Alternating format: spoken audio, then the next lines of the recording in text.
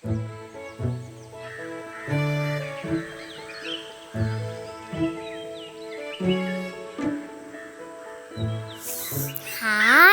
മുത്തശ്ശി, ഈ നെയ്യപ്പത്തിന് എന്തൊരു മണമാണ്. എങ്ങനെയാണ് മുത്തശ്ശി ഈ നെയ്യപ്പത്തിന് ഇത്രയും രുചി വരുന്നത്? നെയ്യപ്പം കൊള്ളാവോ? ഇഷ്ടമായോ? എന്ത് രുചിയാണ് ഇതിന്! എനിക്ക് ഒരുപാട് ഇഷ്ടമായി. മുത്തശ്ശി, ഈ നെയ്യപ്പം എങ്ങനെയാണ് ഉണ്ടാക്കുന്നത്? ഇത് നല്ല വറുത്ത അരിപ്പൊടിയും ശർക്കരയും എള്ളും പഴവും നെയ്യും ഏലക്കായും ഒക്കെ ചേർത്ത് എണ്ണയിൽ വറുത്ത് കോരി എടുക്കുന്നതാ. ഇങ്ങനെയാ നെയ്യപ്പം ഉണ്ടാക്കുന്നത്. നല്ല രസമുണ്ട് കേൾക്കാനും. അയ്യോ മുത്തശ്ശി, എന്റെ നെയ്യപ്പം കാക്ക തട്ടിക്കൊണ്ടുപോയി.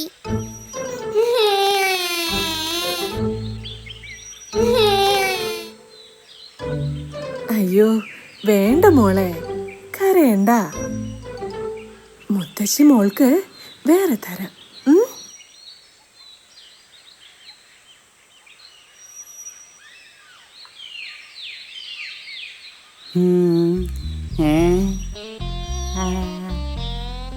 നല്ല മണം വരുന്നുണ്ടല്ലോ. എവിടെന്നാണ് ഈ മണം വരുന്നത്? നല്ല നെയ്യപ്പത്തിന്റെ മണമാണല്ലോ. ഈ കാട്ടിൽ ഇത് എവിടെന്നാണ് നെയ്യപ്പത്തിന്റെ മണം? ഓ,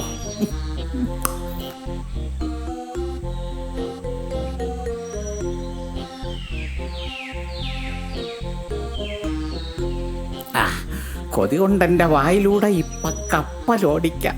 ഓ,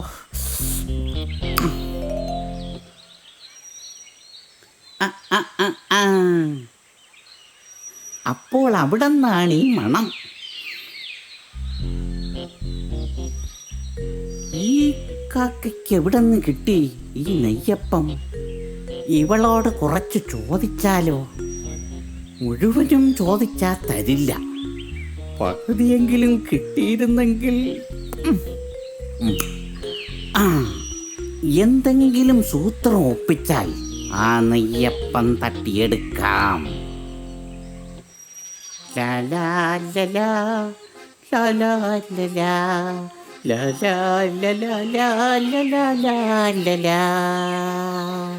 ഇതെന്താ കുറുക്കച്ച പാട്ടൊക്കെ പാടി? നല്ല സന്തോഷത്തിലാണല്ലോ.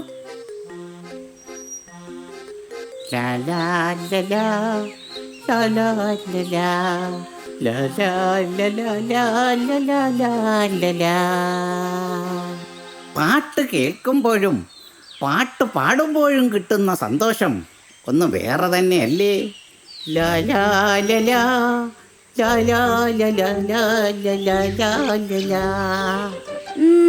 നന്നായിട്ടുണ്ട്. പക്ഷേ ഈയിടെയായി കാട്ടിലൊരു സംസാരമുണ്ട്. എന്നെക്കാൾ നല്ല പാട്ട് നിന്റെയാണെന്ന്. ശരിയാണോ? ആണോന്നോ? എന്റെ പാട്ടിനോട് മത്സരിക്കാൻ കുയിലിനു പോലും ആവില്ല. എങ്കിൽ കാക്കപ്പെണ്ണേ, നീ ഒരു പാട്ട് പാടാമോ?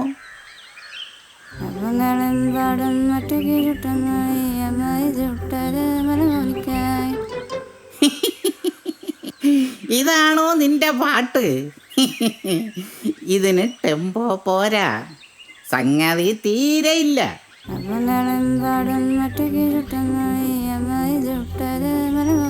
ഓ, ഒന്ന് വ്യക്തമായി പാടൂ, അപ്പം കിട്ടും. അപ്പങ്ങളും പാടും. ഞാൻ അപ്പോഴേ പറഞ്ഞില്ലേ അപ്പം കിട്ടുമെന്ന്. അപ്പം എനിക്ക് തന്നെ കിട്ടി.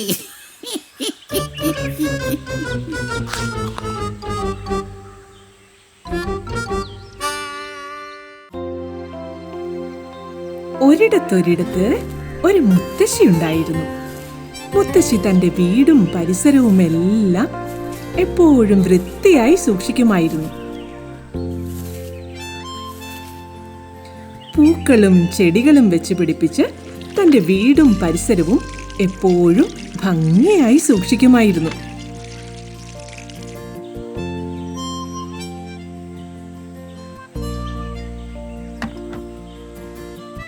എന്നാൽ പക്ഷികളെയും ചെടികളെയും എല്ലാം ഇഷ്ടപ്പെട്ടിരുന്ന മുത്തശ്ശി മുറ്റത്തും മരക്കൊമ്പുകളിലും വന്നിരുന്ന കാക്കകളുമായി നിരന്തരം വഴക്കടിച്ചിരുന്നു.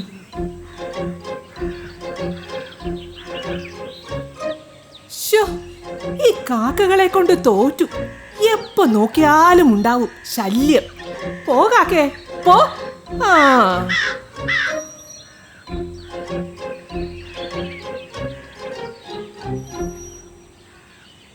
മുത്തശ്ശി എന്തിനാ ഈ പാവം കാക്കകളെ ആട്ടി ഓടിക്കുന്നത്?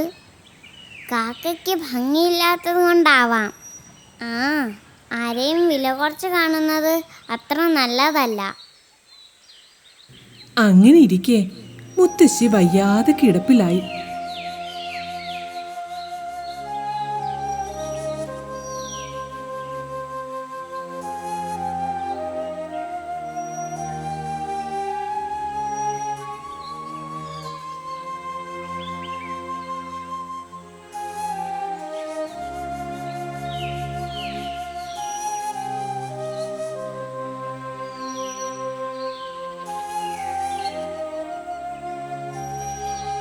മുറിയിലെ കട്ടിലിൽ കിടക്കുന്ന മുത്തശ്ശി ജനാലയിലൂടെ തന്റെ മുറ്റത്ത് വീണ് കിടക്കുന്ന ഇലകളും കമ്പുകളും കണ്ട് വിഷമിച്ചു.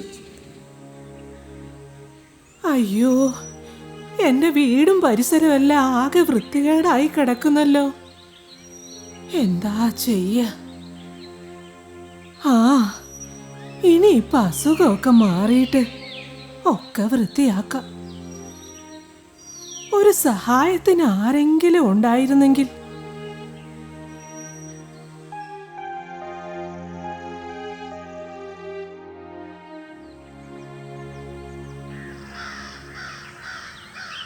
വീട്ടുമുറ്റത്തെ മരക്കൊമ്പിൽ പതിവ് പോലെ വന്നിറങ്ങിയ കാക്കകൾക്ക് മുത്തശ്ശിയുടെ വീടും പരിസരവും പതിവില്ലാതെ ഇങ്ങനെ വൃത്തികേടായി കിടക്കുന്നത് കണ്ടപ്പോൾ എന്തോ സംശയം തോന്നി.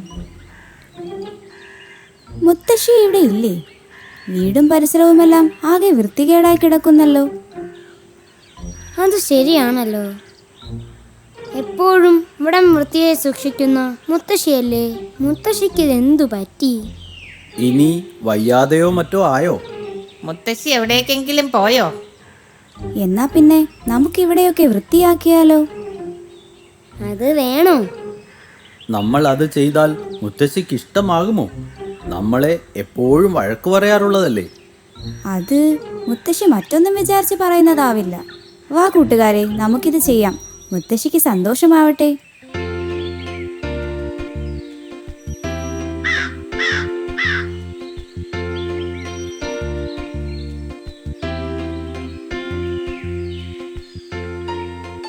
ഇവന്മാർക്ക് കിട്ടിയതൊന്നും പോരെ.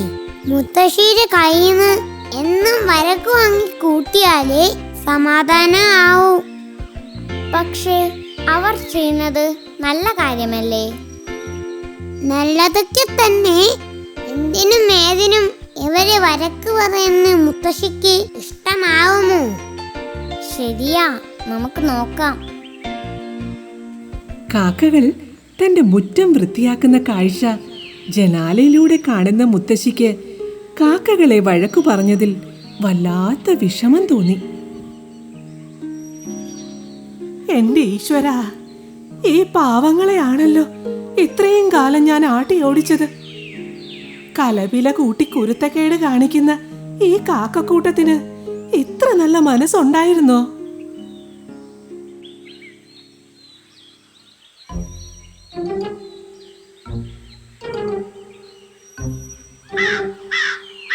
ഏയ് മക്കളെ, പോകല്ലേ പോകല്ലേ, പേടിക്കണ്ടാട്ടോ. ഇനി ഞാൻ നിങ്ങളെ ഒന്നും ചെയ്യില്ല. ഇത് കണ്ടോ, നെയ്യപ്പവാ. ഇത് നിങ്ങൾക്കുള്ളതാ. വാ, വന്ന് വയറ് നിറയെ കഴിച്ചോ.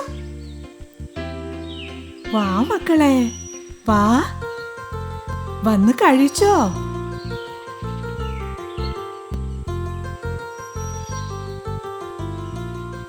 സന്തോഷത്തോടെ മുത്തശ്ശി ഇലയിൽ വിളമ്പിയ നല്ല സ്വാദുള്ള നെയ്യപ്പങ്ങൾ കഴിക്കാൻ കാക്കകൾ കലപില ശബ്ദമുണ്ടാക്കി മുറ്റത്തേക്ക് പറന്നിറങ്ങി.